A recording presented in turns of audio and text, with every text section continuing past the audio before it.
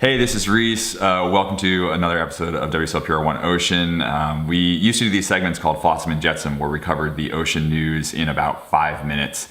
And we're bringing them back, and we've added video, and we thought it'd be really fun to not just kind of do our usual riff back and forth at the office, but check in with some friends across the globe, particularly our friend Hugo Tagholm, who is the CEO of Surfers Against Sewage. He's also our guest this week on the podcast, so you can go and listen to a full conversation with Hugo and myself, going deep on 30 years of incredible work at Surfers Against Sewage. But for right now, we're going to check in with Hugo from across the pond and see what's going on. Hugo, thanks so much for being here, and how's it going over there? Hey, good. Thanks, Reece. Thanks for having me, and happy Easter. It's good. It's a bizarre time for us all. It's not going too badly. The sun's shining. I've got a beautiful view out of my house, and whilst I can't go to the beach, I know the waves out there are pumping. So at least it's good eye candy for people. The waves are good. The waves are really good at the moment. Yeah, fun size. 3 foot offshore. We've got offshores all week. The sun's shining. For here, it's pretty warm. T-shirt and shorts weather, and we're in lockdown because of COVID-19, so we can't go to the beach to surf. But oh man, that's for the good of the population, for people, and for our National Health Service to protect the people at the front lines dealing with the crisis at the moment. Yeah, well, I mean, good on you for following the rules. There's a little extra pressure on you, right? You as a leader in the community can't get out there and break the rules. But we're feeling you as well. There was a nice little south swell that ran through here recently, and unfortunately, just had to let it pass. The good news is there will be more waves in the future, and the most important thing we can all do is stay safe and stay home. But it's cool because it's opened up opportunities like this to do this kind of stuff. I think we wouldn't normally do this unless it was kind of now the medium of the day. And so I think it's kind of fun. It's good to see your face.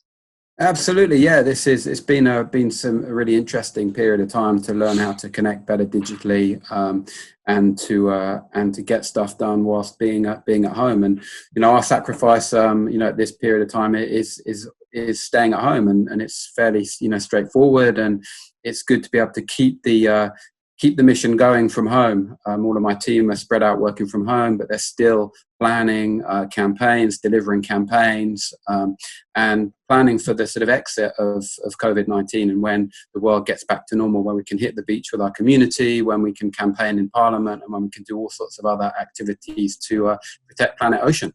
Yeah.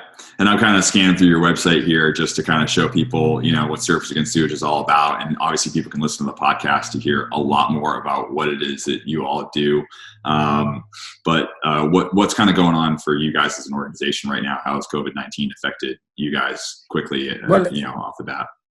Well, it's a really interesting time, and I'm glad you've got the website up there because of course, to some audiences, our name seems quite sort of limiting, but we're broadly the Surf Rider Foundation of the UK, really, working on all sorts of issues from climate change to plastic pollution, from water quality through to sort of beach access. So all of these things, and of course, the need to protect much bigger swathes of our ocean.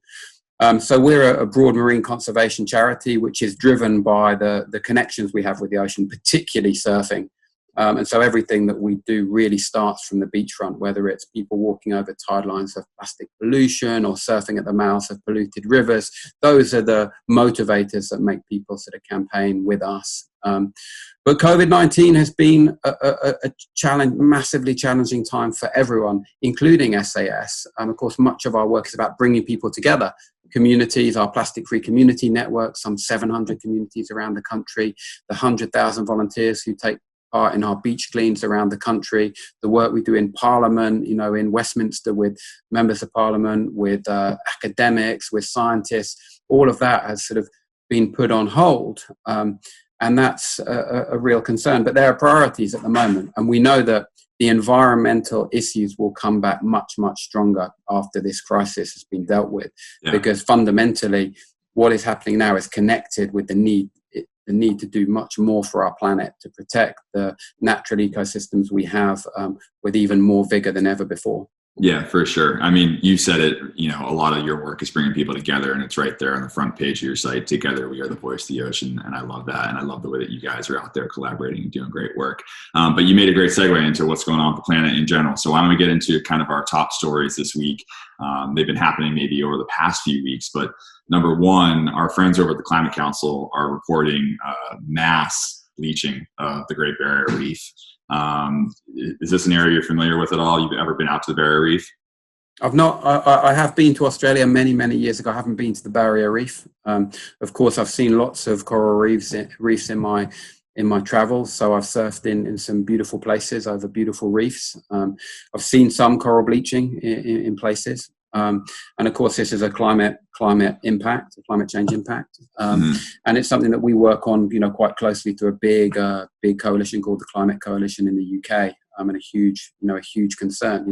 The climate change, was up until a month ago the number one issue in people's mind. Of course, COVID-19 is the number one issue in people's mind now, but climate change will persist beyond this crisis and will deepen if we don't take radical action.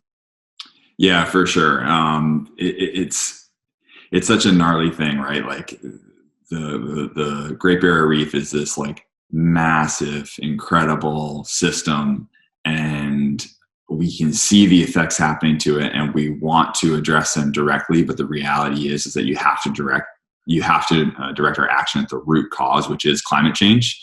And that we're dealing with like climate lag in the system, and that these things are going to take so much time to even get to a chance where it's stable again, if ever. But yeah, it's pretty gnarly. I don't know. Go ahead. I think it's really interesting. I mean, it's a terrifying story, and it's a huge example of the degraded ecosystems and habitats around us, and the need to support the call for 30% of our oceans to be really highly protected by 2030, which I know the WSL are fully sort of behind, as are many organizations globally. And this is really the sort of crux of the matter. We need to let the world sort of recover. And the COVID-19 crisis is an interesting time because we do see nature rebounding in lots of places. We see animals coming back to places they may not have frequented for a long time. We see whales coming back to the, close to shore in places in the Mediterranean and all sorts of areas. So it's interesting. What we have to work out is how do we deliver those same sort of results of nature rebounding without stopping life completely because of a pandemic? How do we deliver those same results? Because we don't want to, as environmentalists, be seen to be people who are saying, look, we just got to stop doing stuff. Because people want to do things. People want to go surfing.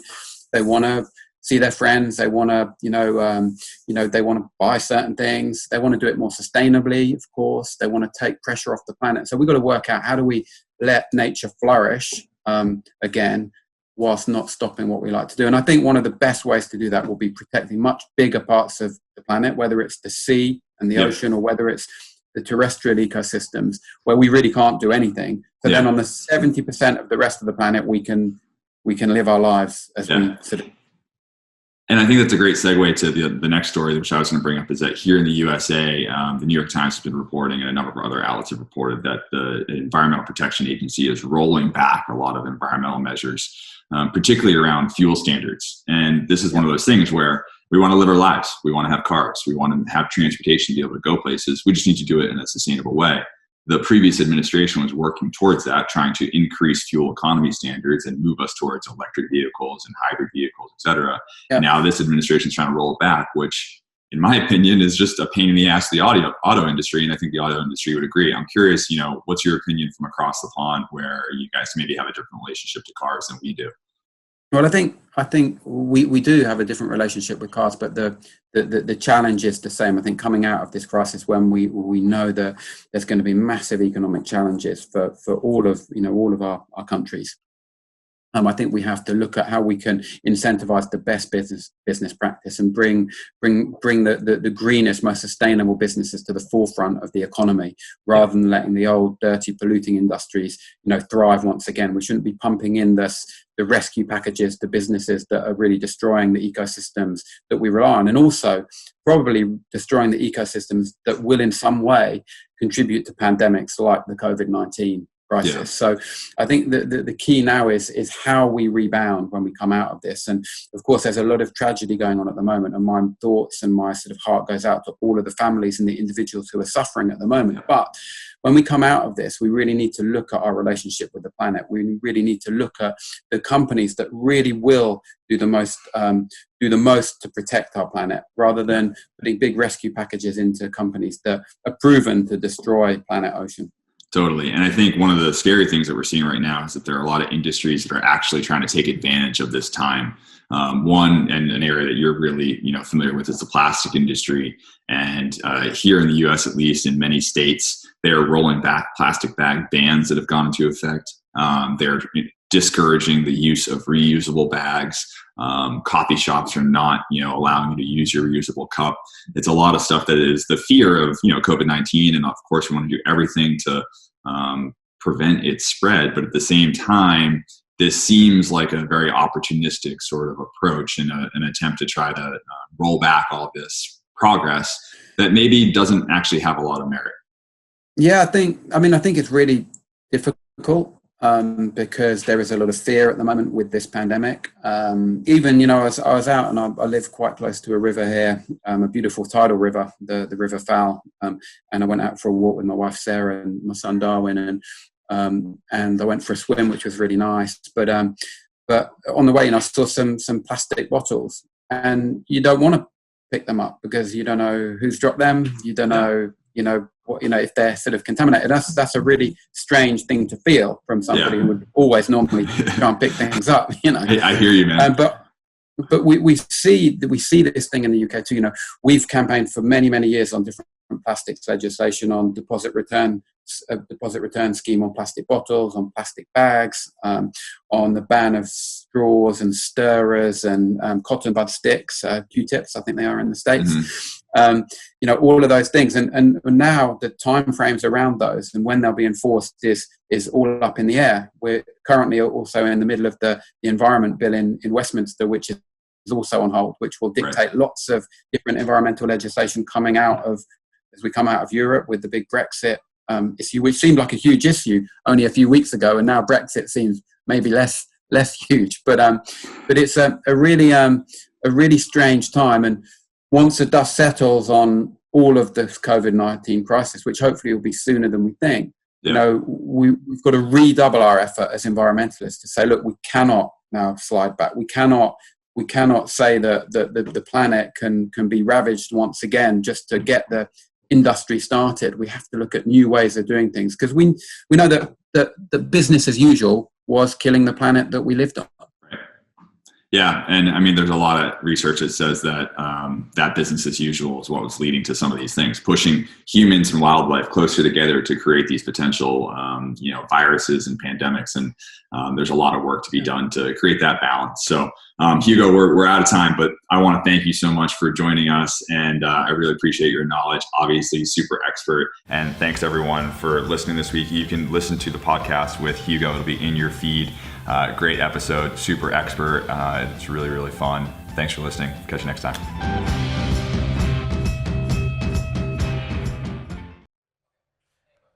Do you like that? Well, if so, subscribe over there and then watch more videos over there. And then tell us your favorite videos down there. It's a 3-step process. Do them all now.